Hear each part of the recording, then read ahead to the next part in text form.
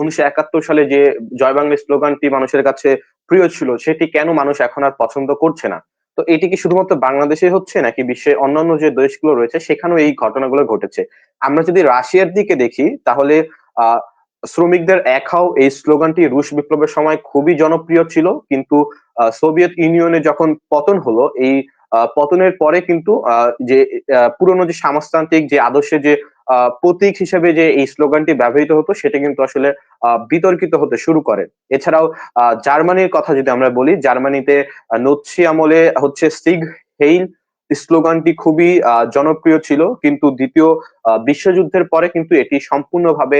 নিষিদ্ধ করা হয়েছিল, এবং এটি কিন্তু বর্তমানে কিন্তু জার্মানির মানুষদের কাছে কিন্তু একটি ঘৃণার প্রতীক হিসেবে দাঁড়িয়েছে। আবার আমরা যদি আমাদের পার্শ্ববর্তী দেশ ভারতের কাছে আসি, তাহলে ভারত মাতা কি জয় একসময় কিন্তু ভারতের জাতীয়তাবাদী একটি স্লোগান ছিল, কিন্তু বর্তমানে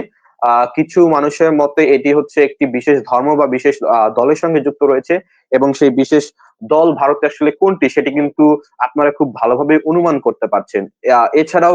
ভারতে আম আদমি পার্টি হচ্ছে আম আদমি জিন্দাবাদ একসময় খুবই জনপ্রিয় থাকলেও এটি বর্তমানে কিন্তু আসলে সেরকম ভাবে সেই স্লোগানটির কিন্তু আসলে জনপ্রিয়তা নেই। তো এবার যদি আমরা মার্কিন যুক্তরাষ্ট্রের কথা বলি, তাহলে মেক আমেরিকা গ্রেট এগেইন এই স্লোগানটি ডোনাল্ড ট্রাম্পের 2016 সালের প্রেসিডেন্ট নির্বাচনের আগে প্রচারণার সময় অনেক ব্যবহৃত হয়েছে। যদিও তিনি 2024 সালে আবারও ক্ষমতায় এসেছেন। তো এই যে তিনি প্রথমবার যে ক্ষমতায় এসেছিলেন, এবং তারপরে